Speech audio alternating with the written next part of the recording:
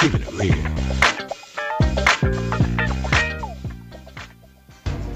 The views and opinions expressed on this broadcast are not necessarily those of WGCV 620 AM, its staff or management, or our parent company, Glory Communications Incorporated.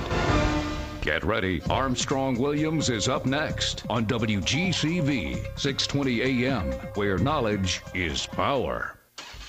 This Friday, Saturday, 800-672-3888 or visit nra.org. Jackets in history. The lowest prices Elder ever on the Chicks highest is an quality exciting biker gear, part of rally the fastest gear, growing biker and segment fashion of the leather jackets. population. Thousands of Women in their leather 70s, jackets, regularly 80s, and $450, older who now are just mastering the art of a $69. senior Biker jackets for life. men and women, We're just no longer $69. unseen Leather and hooded unheard. jackets, trench We're coats, providing fashion role jackets, models for leather each biker other and the jackets, baby boomers who are $69. fast Leather approaching jackets with body retirement. armor, Join our $69. virtual Shorty helmets, community. 19. Hit DLT helmets, www.elderchicks.com on your computer Leather keyboard. vests, $29. Leather chaps, $69. Saddlebags, $89. Most Americans simply have never been taught the basics of money management, let alone how to secure their financial future. But there is hope.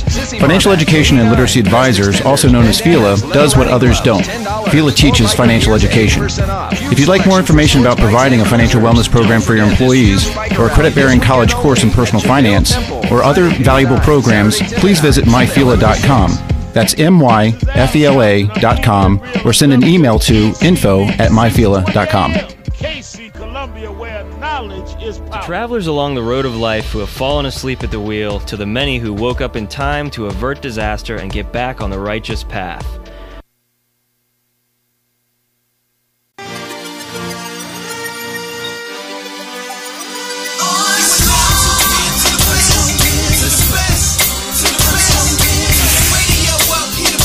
Please give me a break. Grow up.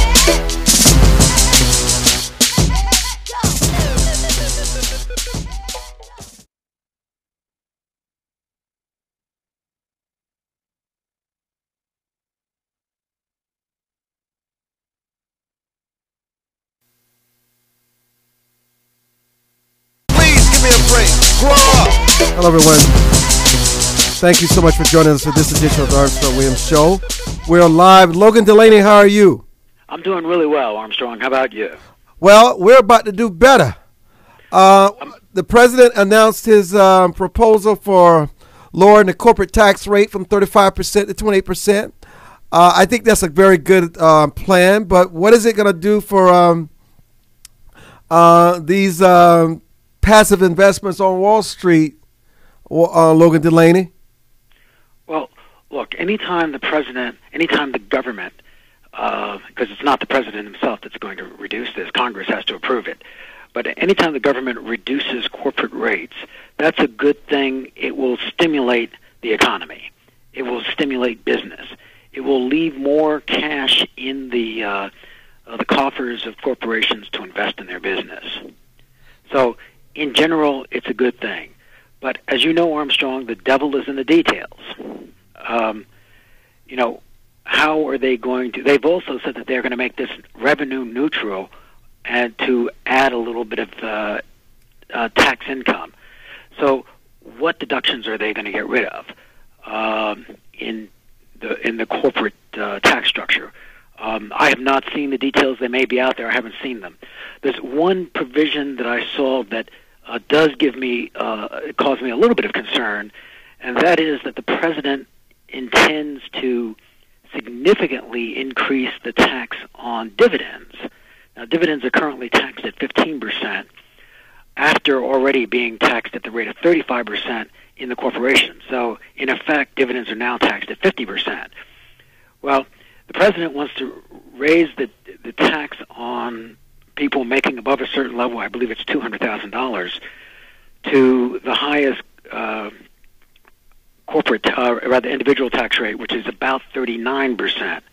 But in addition, there's another 3.5% of Obamacare tax that's coming in on investment income.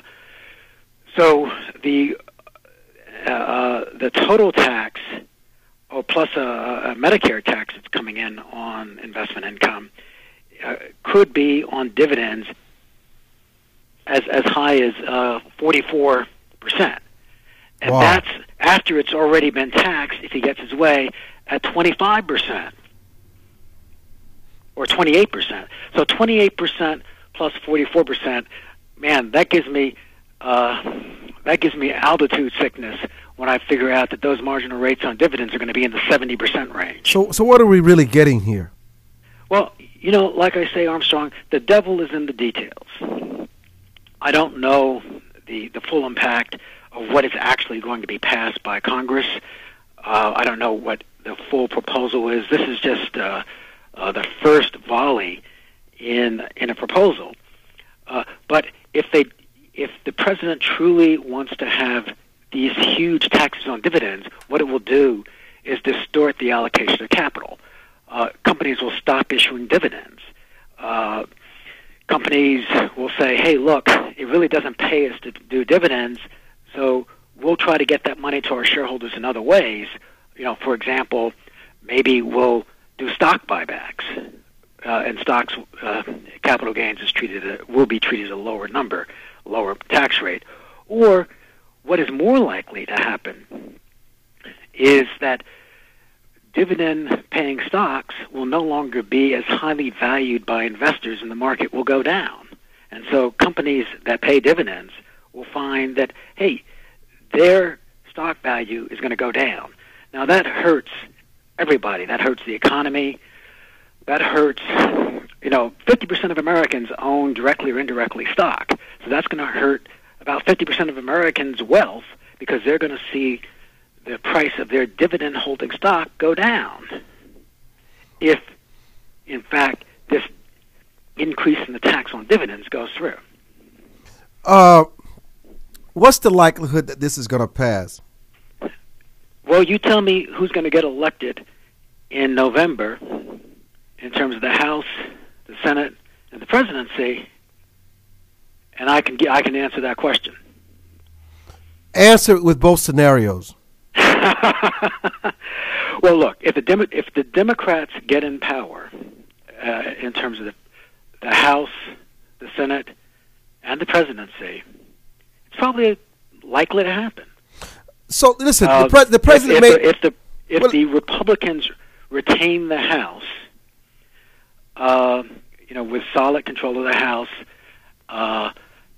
and there is no Republican president, you will probably get a scenario where the Bush tax cuts will expire, and so you'll get some sort of hybrid. And if the Republicans retain the House, get the Senate and the presidency, you'll probably have a different regime altogether. So look, the president makes these announcements. How long before something like this can become law? What's the process? It's not going to happen before 2013.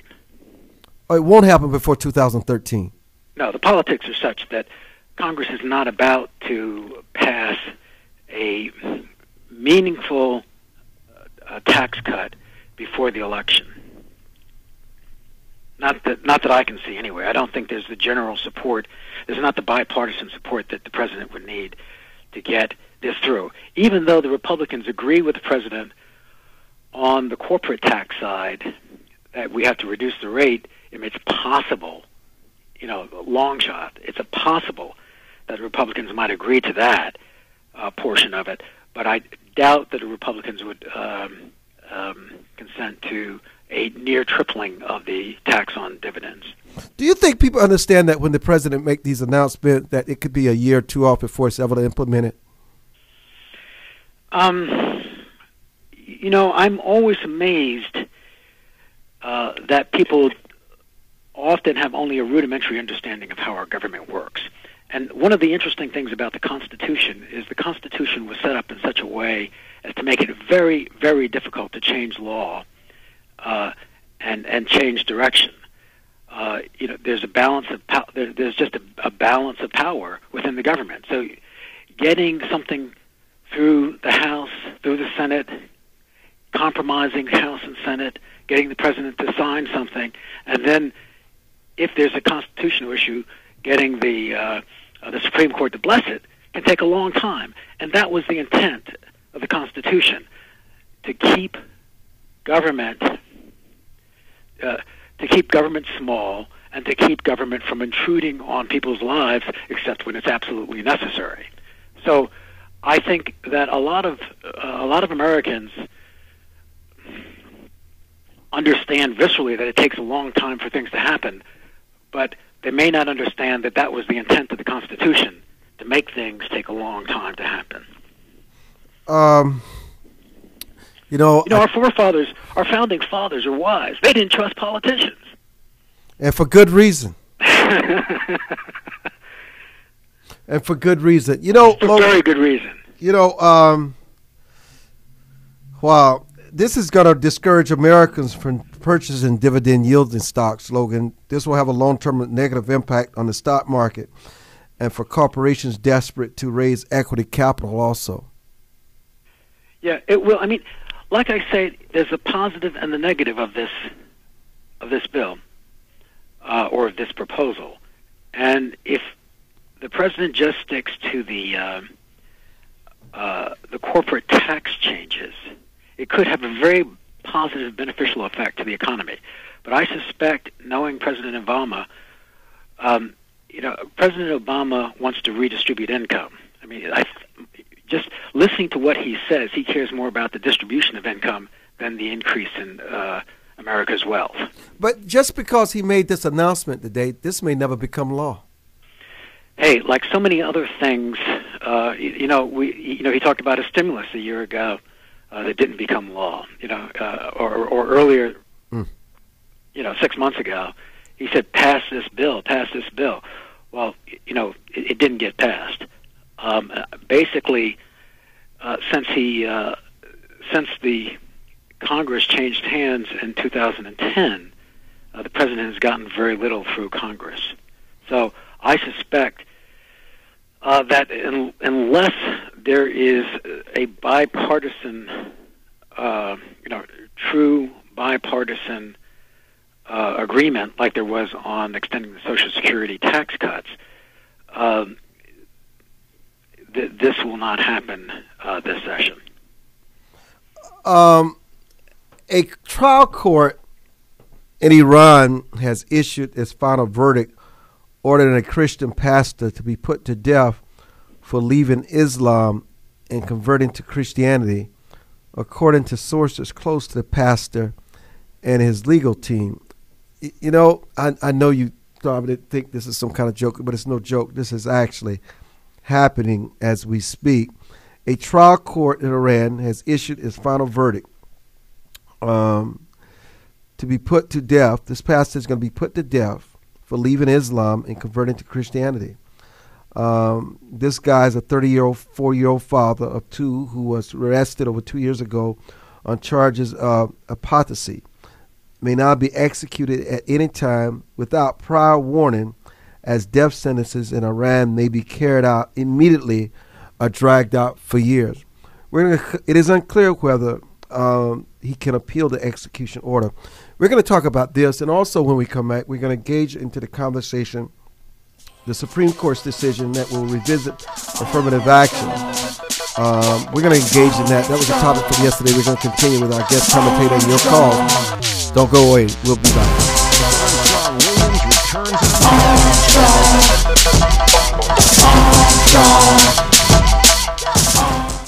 For more information on the Armstrong-Williams Show, please visit our new website at www.rightsidewire.com. There you can find his syndicated column archive, view live streams, and get your favorite conservative pundits' views on the current issues affecting the American people. From building wealth to foreign policy, stay connected with Armstrong-Williams and his colleagues at the all-new www.rightsidewire.com. Anderson Brothers Bank, a family-owned and operated establishment that blends traditional personal service, local market awareness, and advanced technology to meet the financial needs of its customers. Visit abbank.com or call 843-464-6271 to see how they can assist you with your banking needs. Anderson Brothers Bank, celebrating 75 years of community banking, the way it should be. Stability right in your backyard since 1933. Adopt Us Kids and the Ad Council. Hello, my name is Ron Moulton. I'm running as a Republican for the City Council in the nation's capital. A political arena dominated by the Democratic Party. I'm seeking office in Ward 7, overwhelmed by unemployment and poverty. For the first time in decades, we have an opportunity to be elected as the people that need the representation the most are now responding to the principles that will uplift them. For more information about my values and to donate, please visit www.ronmoulton.com. Most Americans simply have never been taught the basics of money management, let alone how to secure their financial future. But there is hope. Financial Education and Literacy Advisors, also known as FELA, does what others don't. FELA teaches financial education. If you'd like more information about providing a financial wellness program for your employees, or a credit-bearing college course in personal finance, or other valuable programs, please visit myfela.com. That's myfela.com, or send an email to info@myfela.com. Hi, this is Armstrong Williams with an opportunity to own a piece of paradise in Nassau, Bahamas. Spectacular land prices, 8,000 square feet, 20,000 square feet lot, affordable prices, hilltop properties with views of the magnificent sea. Just call 242-677-3120 or 3121 or go to info@rightsidewire.com and leave your information. Where heads of state, sports, entertainment, and political celebrities meet. You're listening to Armstrong Williams. The world really needs to stand up and say that a man cannot be put to death because of his faith. It's just amazing. It really is. This one case is not just about one execution. They have been able to expose the system instead of just letting one man disappear like so many other Christians have in the past disappeared in Iran that many people are unaware of. It is also feared that Nadarkhani will be executed in retaliation as Iran endures crippling sanctions and international pressure in response to its nuclear agenda and rogue rhetoric. The number of executions in Iran has increased significantly in the last month. How do you execute somebody for switching from Islam to Christianity? Are these people barbarics? Well, they certainly are medieval. I mean, this is something that Christians did during the Inquisition in Spain, and their argument was, hey, listen, it's better that they die than have some other faith, and fortunately, we in the West recognized how barbaric this was and reacted against the Spanish Inquisition. But if the United States executed people from converting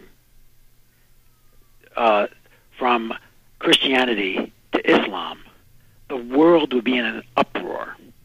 If any Christian country, or any country where there were, majority Christians did this, there would be an incredible uproar. Not just from Muslim countries, but from Christian countries. And the thing that disturbs me about this is that the Muslims themselves, the moderate Muslims, are not saying how barbaric it is to execute somebody for their faith. Because unfortunately, what's good for the goose is good for the gander. And if we ever get into a situation where you have Christians executing Muslims for their faith, don't be surprised if you don't hear an outcry. It's almost as if you're living in some land 2,000 years ago when you hear these stories. Logan, yesterday we had a very provocative discussion about the Supreme Court's decision that they will revisit affirmative action. And I think that many people will concur that this is going to have the potential to finally lay institutions of racism to rest. I mean, you and I both think that racism is pathetic, it's barbaric, it's ignorant, it's dehumanizing, and it should not be tolerated on any front. But I don't think you can even commence the conversation on finally closing the chapter of racism in this country until you also close a chapter that will bring about the demise of affirmative action based on race? Well, Armstrong, whether you like it or not, affirmative action is a form of racism. It may be trying to reverse injustices that were done in the past. It may have good intentions, but when the 14th Amendment says all men, meaning people, are created equal, it means all people regardless of race. Okay, you can't have an except for. I mean, just think of it. If there's an exception for one group that will be favored by government action, then there is racism in America. Race will be an issue, and until you eliminate all forms of government favoritism towards one race or the other for any reason or for no reason, you can't enter into a post-racial society where all men are created equal, and you can't really get to Dr. King's dream, where our children are judged by the content of their character rather than the color of their skin. I think what I don't understand is how people don't understand that in the end, these race-based programs, these points for race, it doesn't help the class and the victims that they're trying to protect. In fact, they're the ones injured in the long run more so than anyone else. I definitely think that's right. I've said this before, that there is a certain amount of degradation when somebody says to you, the only way that you can compete is if we give you an edge. Now, just imagine if the National Basketball League said, we need to have affirmative action here because, black people are 12% of the population, and 65% of the professional basketball players are black. We need to bring more whites and Asians. We have to, we have to change the quality of national basketball and bring in more whites and more Asians. Can you imagine how people would react to that? I mean, they would be outraged. Certainly would be outrage. Okay, and to think in other spheres where we give racial preferences, I am surprised that there isn't more outrage than there actually is, because ultimately that says that the only way that this special class can compete is if they lower the bar. Most people don't think that's right. Most people think what is right is that everybody has an equal opportunity and an equal chance, and wherever the bar is set, everybody has to jump over it, standing from the same spot. I have to tell you, I've never really been so worried about this country before. Not only are so many people needing help and financial support, but as an employer, I am just really concerned about the crop of young people that's in the job market. They just lack the skills, the communication skills. They just don't have what our generation once had, that drive, man. If you can't find a way, you just make a way. If there's no highway, you just build one. What happened to that, Logan? Well, Armstrong, I don't think this generation is any less ambitious than our generation, any less smart, or, believe it or not, any less educated. At least statistically, they're better educated than we are. But I think we've done some things, our government has done some things, which really has taken the incentive out. Let me give you a couple of examples. If you have a minimum wage of $7.25, if you're an employer, you're not going to hire anybody unless they're worth at least $7.25 and probably more than $7.25. So it means the people with the lowest skills you wouldn't hire.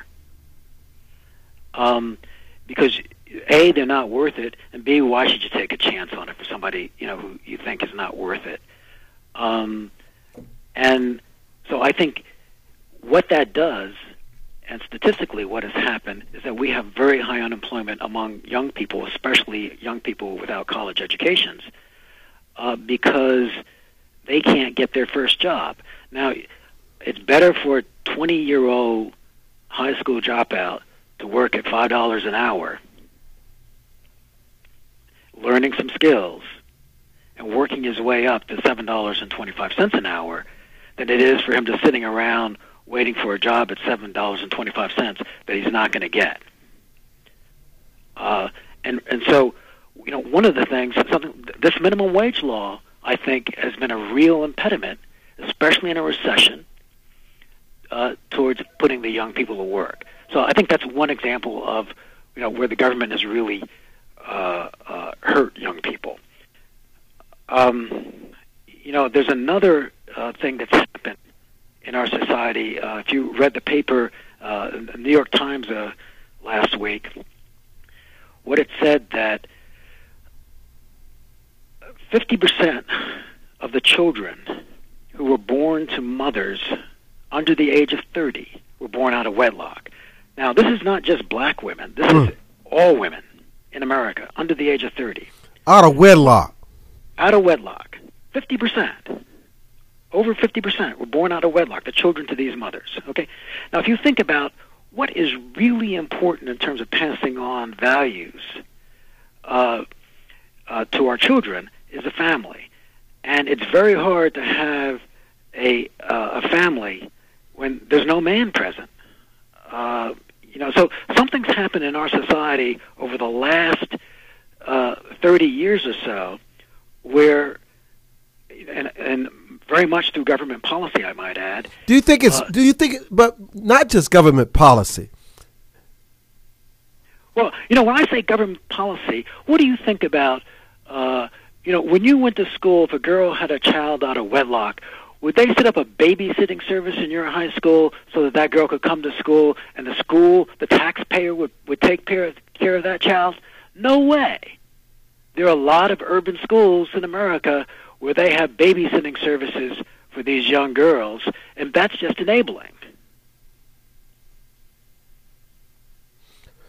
Listen, something has got to give, because I don't know how much longer this society of ours can take it before we begin to see the kind of riot and violence that we're seeing in the Arab Spring and sometimes in pockets of Europe. Oh, that's right.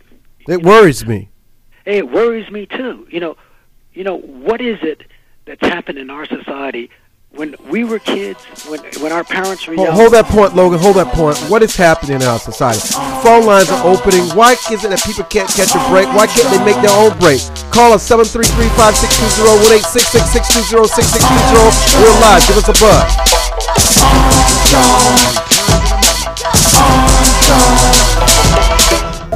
For more information on the Armstrong-Williams Show, please visit our new website at www.rightsidewire.com.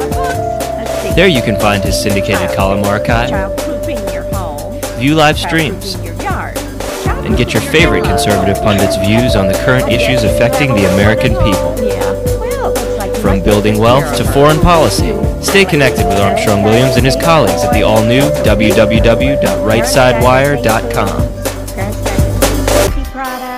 Parents Guide to Parenting Join the millions of Americans who pursue one of our country's finest traditions, from hunting to sport shooting. Since 1871, the NRA has grown as a service organization involved in all aspects of shooting sports and is a proud defender of the Bill of Rights. Join today to begin taking advantage of exclusive membership offers and discounts, including up to $25,000 in insurance coverage. Contact the NRA today. Call 1-800-672-3888 or visit nra.org. Transportation and the Ad Council. Elder Chicks is an exciting part of the fastest growing segment of the population. Women in their 70s, 80s, and older who are mastering the art of a senior life.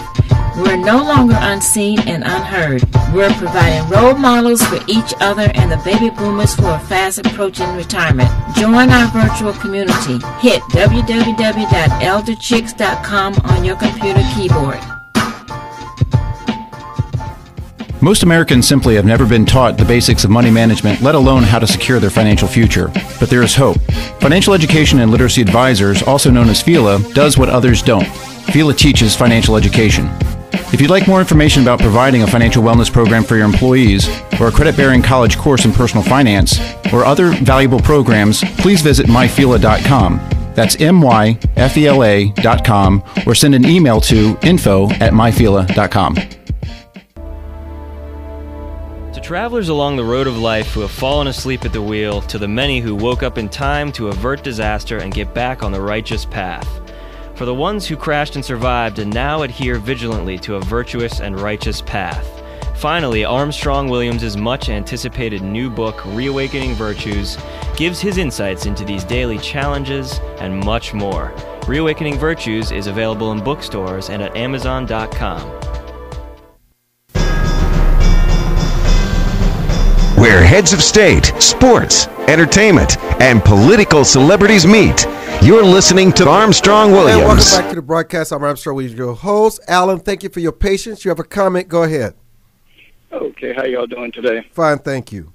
All right. On the topic of affirmative action, my point is, if you take collectively all of the immigrants, the African slaves, and roll that up into curriculum, return the stolen land back to its owners, then you have a level playing field where everyone could then be equal. Until something like that happens, there is no way it will ever be equal. I don't understand how you guys feel that it's any form of fashion equal. It can't be equal. Do you realize what you just said?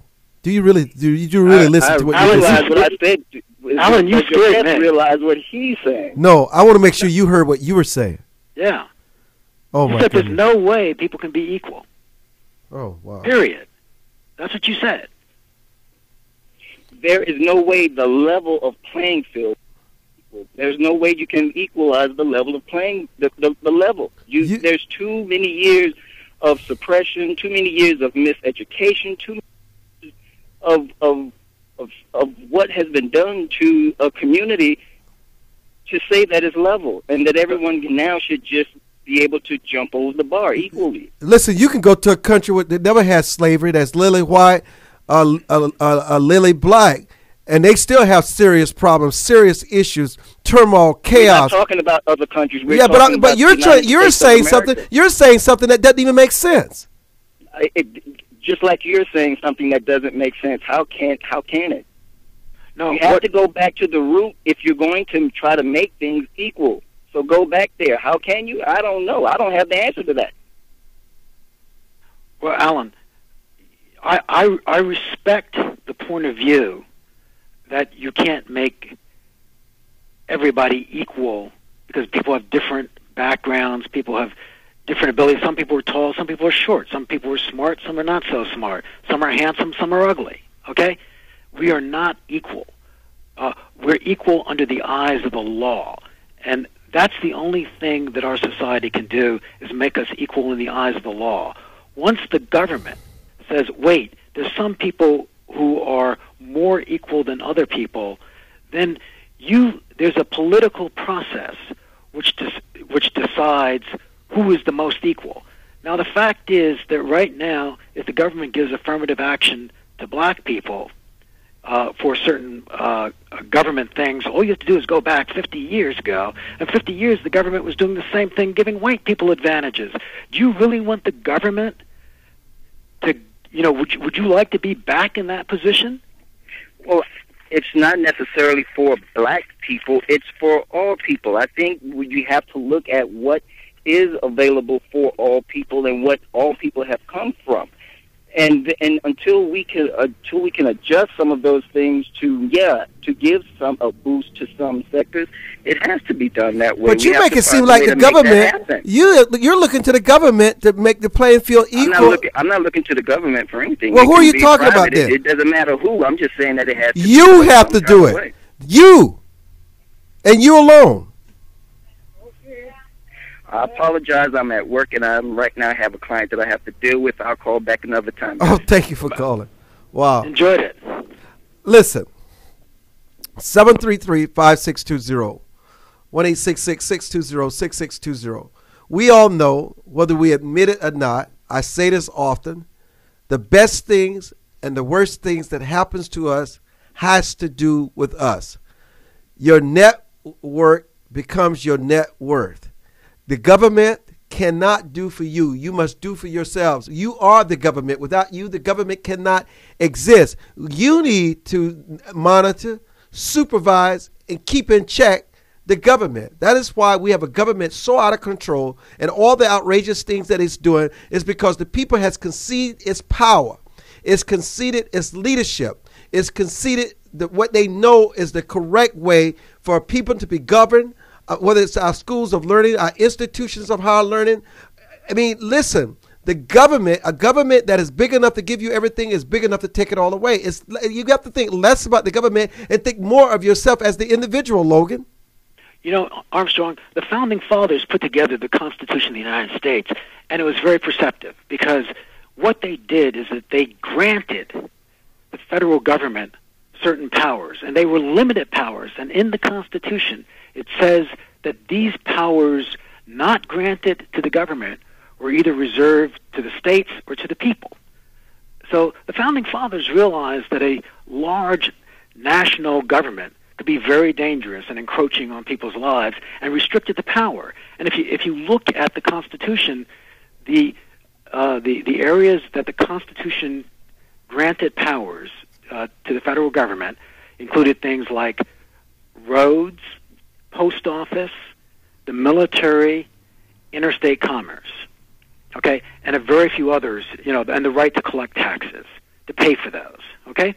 It was limited to a very restricted, and it's interesting that it was back in the 1930s when the Constitution, there was a Supreme Court decision, Butler versus the United States, where the first time the Supreme Court, and this is Roosevelt's court that he managed to pack, the Supreme Court ruled that, the Constitution no longer is restricted to the powers enumerated, but in a modern economy, we need to give the government additional powers. Okay, but until that court decision, the Constitution was read in a much more strict way, and in my judgment, the way the Founding Fathers intended it. And we have never had a constitutional amendment that has granted the government broader powers. You know what? It's all been done by the Supreme Court, an unelected body. And for people who are in favor of an unelected body of 9 men and women to determine what our laws should be, basically we're saying, hey, look, we don't want to live in a democracy. We want to have these 9 wise people making decisions for you. Well, I don't know about you, but there are 325 million of us in America. I think there are more than 9 of us that are smart enough to make our own decisions, and we don't need those people sitting in the Supreme Court making decisions for us. I think people are afraid to be decisive. I think we've conceded too much to the government. I think we've conceded too much to others. I just think that you're beginning to see the dumbing down and the loss of the American way. I think it's visible before our very eyes, and I don't know if there's anything we can do to stop it. Well, Armstrong, the only thing we can do is press on.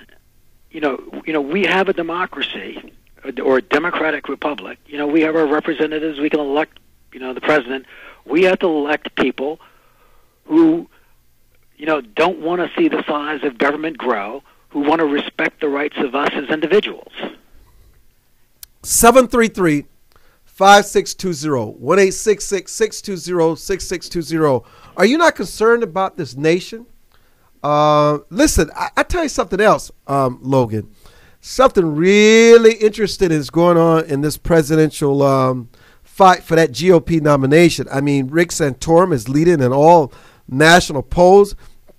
There's a huge debate tonight. Romney is losing. He spent so much money. Rick Santorum on a shoestring budget, and yet he is the flavor of the day. Gingrich has disappeared. What does this say about this year's presidential cycle? Well, look, the cycle is doing what it's supposed to do. It's winnowing out the candidates. It's winnowing out the ideas of, whether you like Santorum or Romney or Newt Gingrich is sort of irrelevant. You have to respect the process and let the process play through. Well, I guess many of our audience members, surprisingly, really identify with Rick Santorum. You love his faith, his moral striving. He's being unapologetic on the social issues. I guess he would really resonate with a state like in our southern states. Do you find Rick Santorum to be refreshing? Do you think he's what this country needs? Do you think he's the guy that can truly rise now and defeat candidate President Barack Obama in November? Has the Republican Party finally found this voice after so many hits and misses? It wasn't Newt Gingrich. It wasn't Huntsman. It wasn't Michelle Bachmann. It's not Ron Paul. It was not Rick Perry. So is it Rick Santorum? Is Rick Santorum the answer that the Republican Party has been looking for a long time? It is Rick Santorum the kind of candidate that Democrats would cross over and vote for. Could you cross over as a Democrat and vote for Rick Santorum? Is he the guy? Is he more than just a flavor of the month? Is he the real deal? Does he have sustaining power? Can you cross over and vote for Rick Santorum? And is the issue Mitt Romney's faith that no one is really talking about? Are you afraid of his Mormonism? And do you like the fact that Rick Santorum is a Christian? Where are you on this issue? Give us a buzz. Could you, and you could call in and say you're anonymous if you're a Rick Santorum supporter. We just want to know why. Why is it that the candidacy of Rick Santorum, all of a sudden, just like an overnight, just burst on the scene? I remember the time when he left Iowa and New Hampshire, he barely had money to put up a tent. And all of a sudden, in this month alone, he's raised $2 million. That's unprecedented. It's like rising from the ashes of the phoenix. What is it about Rick Santorum? Why are so many people gravitating to Rick Santorum? Why are you gravitating to him? We thought it was Herman Cain. He's fallen by the wayside, but now there's Rick Santorum, this former U.S. Senator from Pennsylvania. He has the heat. He's getting the press. He's getting the attention. Newt Gingrich has disappeared, and Romney is fastly disappearing. Give us a call, 1-866-620-6620, 733-5620. We'll be back.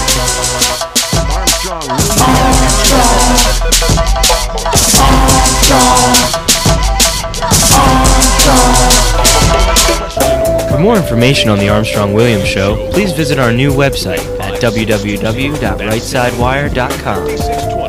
There you can find his syndicated column archive, view live streams, and get your favorite conservative pundits' views on the current issues affecting the American people. I might look like an adult. From building wealth to foreign policy, stay connected with Armstrong Williams and his colleagues at the all-new www.rightsidewire.com. When you say things like, does your school, team, church, or charity need a new fundraiser? Do you need to work out of your home or part-time? Are you a small business that can use an additional revenue stream? Then you need Yellow Llama. Here we go. Do you need affordable web services or tools to enhance your existing business? Are you a graphic artist who wants to create a revenue stream with your art but not get ripped off? Then go to www.yellowllama.com. To be a perfect parent. There are thousands of Anderson Brothers Bank, a family-owned and operated establishment that blends traditional personal service, local market awareness, and advanced technology to meet the financial needs of its customers. Visit abbank.com or call 843-464-6271 to see how they can assist you with your banking needs. Anderson Brothers Bank, celebrating 75 years of community banking, the way it should be. Stability right in your backyard since 1933. Most Americans simply have never been taught the basics of money management, let alone how to secure their financial future. But there is hope. Financial Education and Literacy Advisors, also known as FELA, does what others don't. FELA teaches financial education. If you'd like more information about providing a financial wellness program for your employees, or a credit-bearing college course in personal finance, or other valuable programs, please visit myfela.com. That's myfela.com, or send an email to info@myfela.com.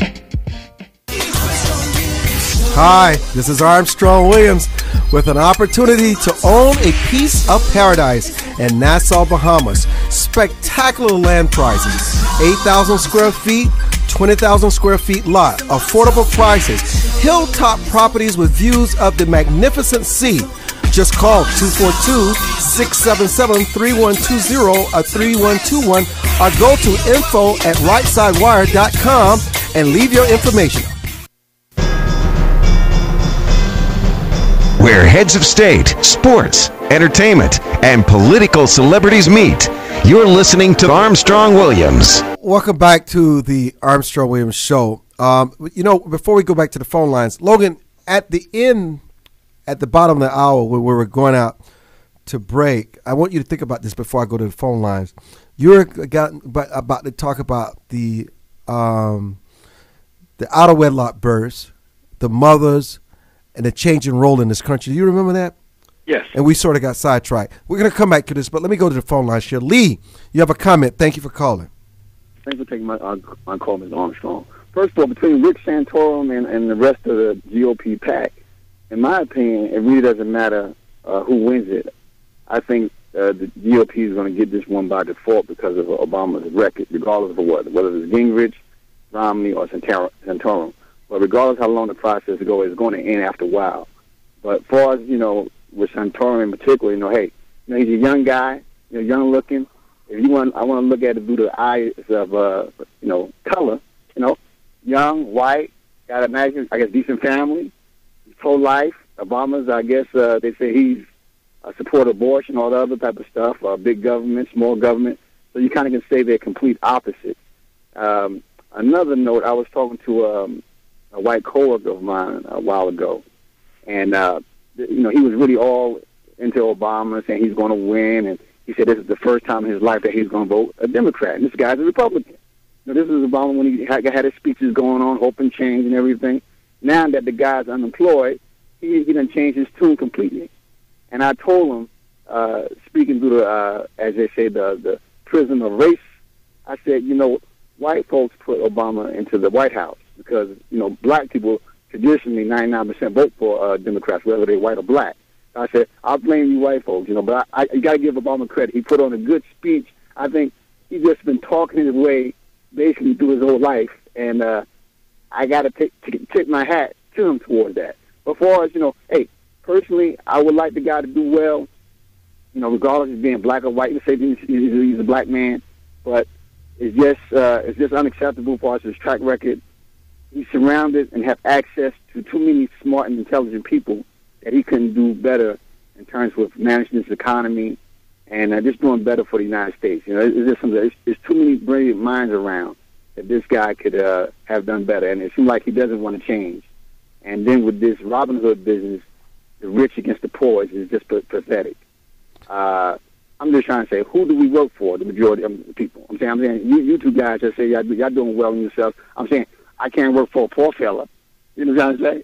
so it's just bad that as they say, the presidency they use as a bully. He's using as a bully pulpit to spew this rot gut of fair share, the rich, Who are the rich? Who's all these people? Are you talking about you, Armstrong? I don't know. You need to put a face on it. Are you and Logan the target, Mr. Logan? Logan is.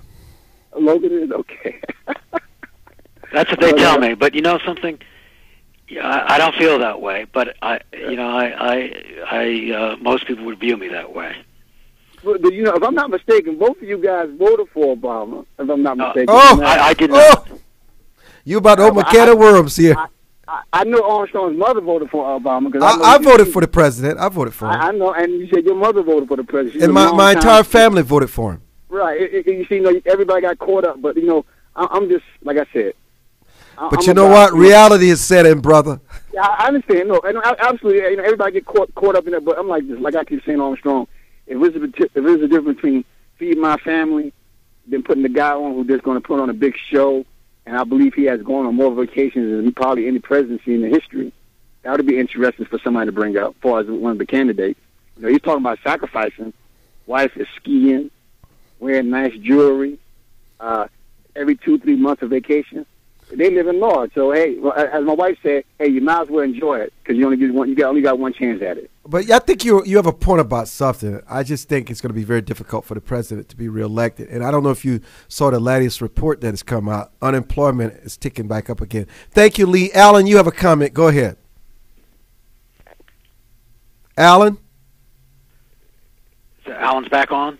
No, my bad. I'm seeing double. Okay. So Logan, I think Lee, there's something to what he just said.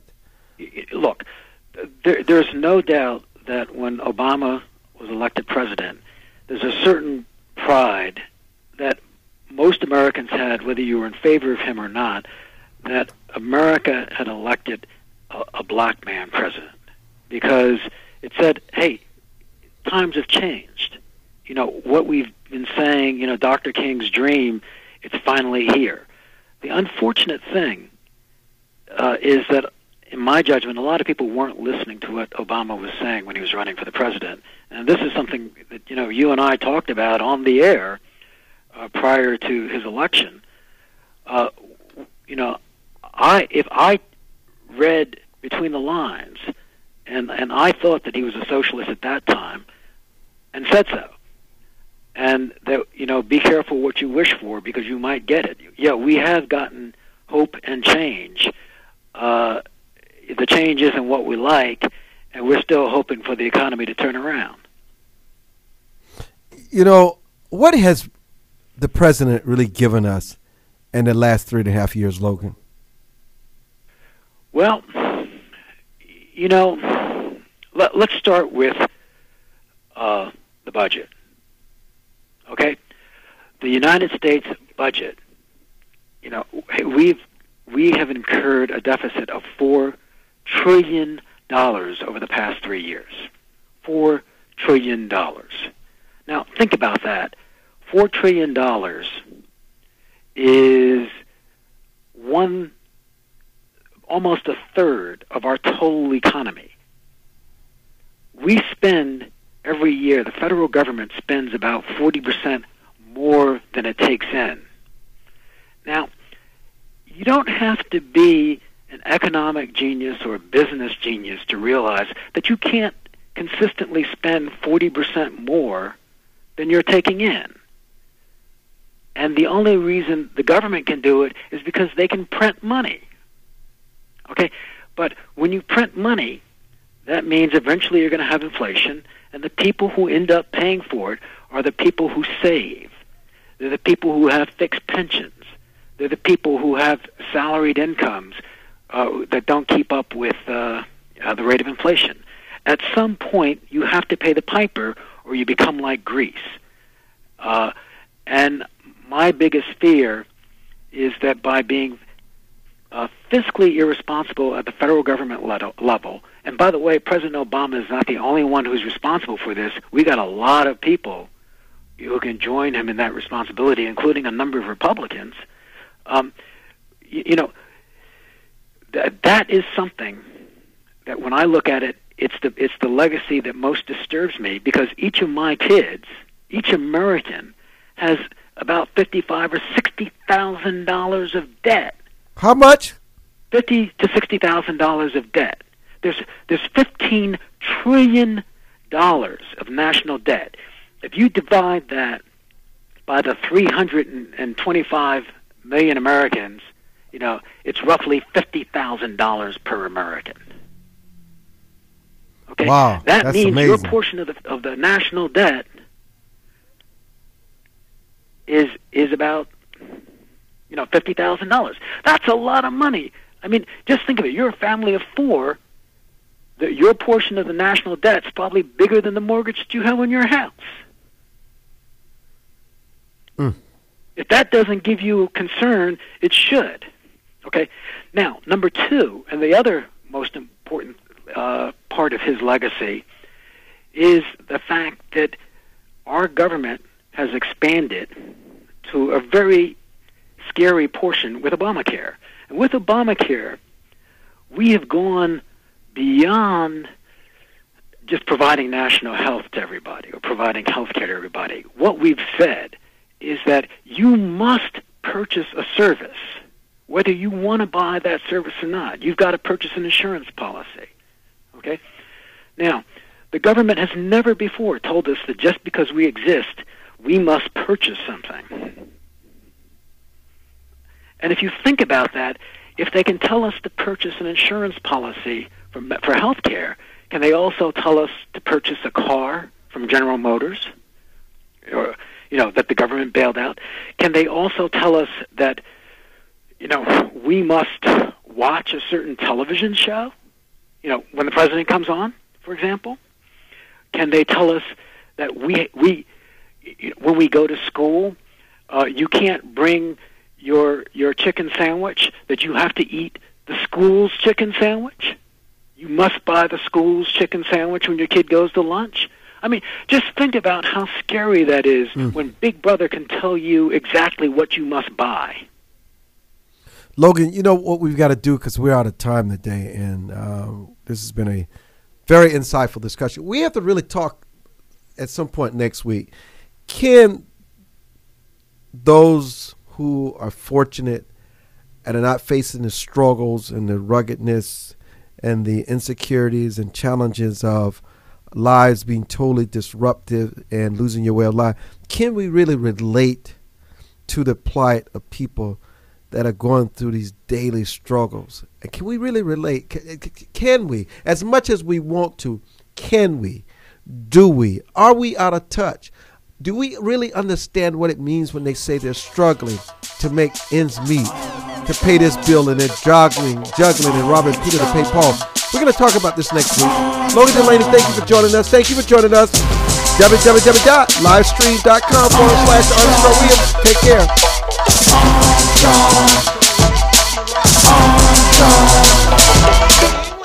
For more information on the Armstrong Williams Show, please visit our new website at www.rightsidewire.com. There you can find his syndicated column archive, view live streams, and get your favorite conservative pundits' views on the current issues affecting the American people. From building wealth to foreign policy, stay connected with Armstrong Williams and his colleagues at the all-new www.rightsidewire.com.